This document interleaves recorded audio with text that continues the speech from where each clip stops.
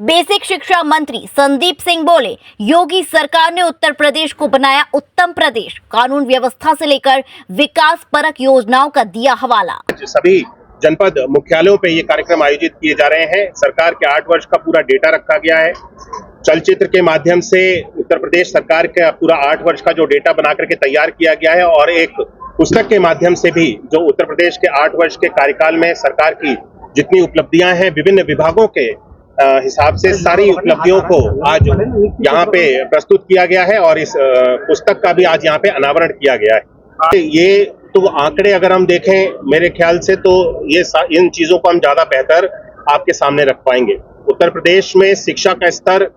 कैसा था 2017 से पहले और 2017 से लेकर के 2025 तक शिक्षा के स्तर में कितना सुधार आया है, बच्चों के लिए जो व्यवस्था शिक्षा की उत्तर प्रदेश में थी उसको कितना सुदृढ़ किया गया है, ये सारे आंकड़े बताएंगे। आंकड़ों के हिसाब से अगर हम देखें तो उत्तर प्रदेश में अगर हम परिषदीय विद्यालयों की बात करें, बेसिक शिक्षा विभाग की बात करें तो बेसिक शिक्षा विभाग के अंतर्गत जहां छात्रों की संख्या लगातार गिरती चली जा रही थी और बच्चों के लिए विद्यालय में कोई भी मूलभूत सुविधाएं सरकार के द्वारा 2017 से पहले उपलब्ध नहीं कराई जाती थी, आज 2017 से 8 वर्ष के कार्यकाल में सभी मूलभूत सुविधाओं को ऑपरेशन कायाकल्प के माध्यम से हर एक बच्चे तक उपलब्ध कराया गया।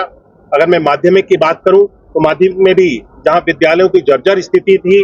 उनको सुधारने के लिए ऑपरेशन अलंकार के माध्यम से कार्य किया गया है, जहां विद्यालयों के बेहतर इंफ्रास्ट्रक्चर की ओर आगे बढ़े हैं। और बेसिक की अगर दोबारा से मैं बात करूं तो बेसिक में हम परिषदीय विद्यालयों की जो कल्पना उत्तर प्रदेश सरकार ने सीएम मॉडल कंपोजिट स्कूल के रूप में और अटल आवासीय विद्यालय के रूप में जो कि श्रम विभाग के द्वारा कार्यरत हैं, इन विद्यालयों के रूप में जो हमारी कल्पना हम सब लोगों ने उत्तर प्रदेश सरकार और उत्तर प्रदेश की जनता के सामने उत्तर प्रदेश की सरकार ने रखी है, ये देख करके साफ लगता है कि उत्तर प्रदेश हमारे युवाओं के लिए भविष्य के लिए पूरी तरह से संकल्पित है। हमारी सरकार उनकी भविष्य के लिए पूरी तरह से सुनियोजित ढंग से कार्य कर रही है और बच्चों को इस आने वाले डिजिटल युग के लिए,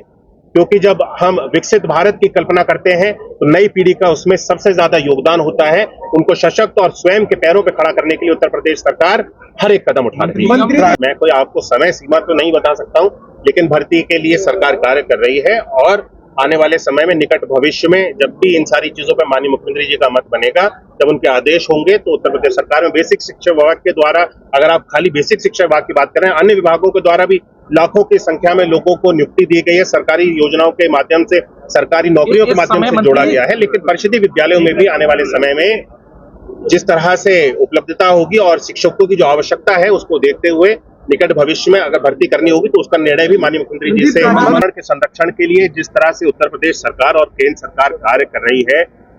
यमुना की जहां तक आपने बात करी, यमुना की सफाई का भी जो कार्य है बहुत तेजी से प्रारंभ हो चुका है। यमुना की सफाई का बीड़ा उत्तर प्रदेश के साथ साथ दिल्ली की सरकार ने भी और केंद्र की सरकार ने भी इस बीड़े को उठा रखा है कि हमारी जितनी भी नदियां हैं जिनके प्रति हमारी आस्था आज से नहीं, उत्तर प्रदेश ही नहीं इस देश के और पूरे विश्व में रहने वाले सनातन धर्म से जुड़े हुए हर एक व्यक्ति की आस्था हमारे देश में रहने वाली नदियों के प्रति है, माँ गंगा के प्रति है, माँ यमुना के प्रति है और भी है। उनके संरक्षण के लिए, उनको वापस स्वच्छ बनाने के लिए बहुत तेजी से कार्य किया जा रहा है। और मैं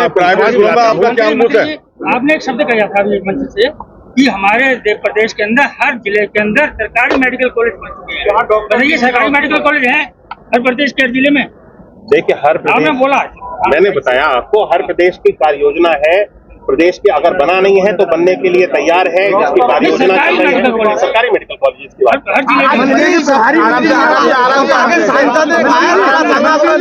जिले के प्रभारी मंत्री शहर का बदहाल हाल आपने कभी देखा है?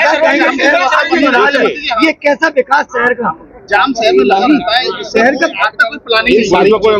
चीजों को लेकर के देखिए सुनियोजित ढंग से कोई सारी व्यवस्थाओं को एक दिन में पूरा नहीं किया जा सकता है। आप जाम की अगर व्यवस्था की बात करते हैं तो इन सारी चीजों को रातों रात सड़कों को चौड़ा नहीं किया जा सकता है और जाम को समाप्त भी नहीं किया जा सकता है। हमें सरकार की मंशा देखनी चाहिए। सरकार की मंशा है कि इस क्षेत्र का, पूरे क्षेत्र का विकास हो, पूरे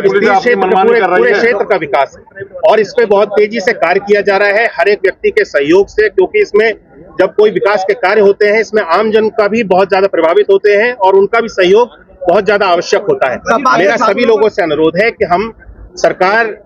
इस क्षेत्र के, मथुरा क्षेत्र के, इस पूरे तीर्थ क्षेत्र के विकास के लिए एक पूरी योजना बना करके तैयार कर दी गई है और उसको लागू भी समयबद्ध, चरणबद्ध तरीके से किया जा रहा है। आने वाले समय में मैं आप सब लोगों को आश्वस्त करना चाहता हूं कि इस तरह की कोई भी व्यवस्था देखने को नहीं मिलेगी। कर रहे हैं हम सब लोग देखिए प्रयास करते हैं, ये जागरूकता का देखिए एक विषय है। मुझे लगता है कि उत्तर प्रदेश सरकार आम जन के लिए हम अपने परिषदीय विद्यालयों को जितना बेहतर कर सकते हैं वो सारी चीजें आम परिवारों के लिए उत्तर प्रदेश सरकार के द्वारा की जा रही है। सीएम अभ्युदय विद्यालय, पीएम श्री विद्यालय और सीएम मॉडल कंपोजिट विद्यालय, जिसका मॉडल भी आप सब लोगों ने देख लिया होगा और 57 जनपदों में जिसका कार्य भी प्रारंभ हो गया है। प्राइवेट स्कूल्स पर भी देखिए जहां तक मनमानी बात भी की जा चुकी है। हम लोग कई बार सभी लोगों को बुला करके जितनी भी प्राइवेट स्कूल्स किसी विशेष विद्यालय का जिक्र किया है मैं उसको नोट कर लेता हूं और दिखवा लेता हूं।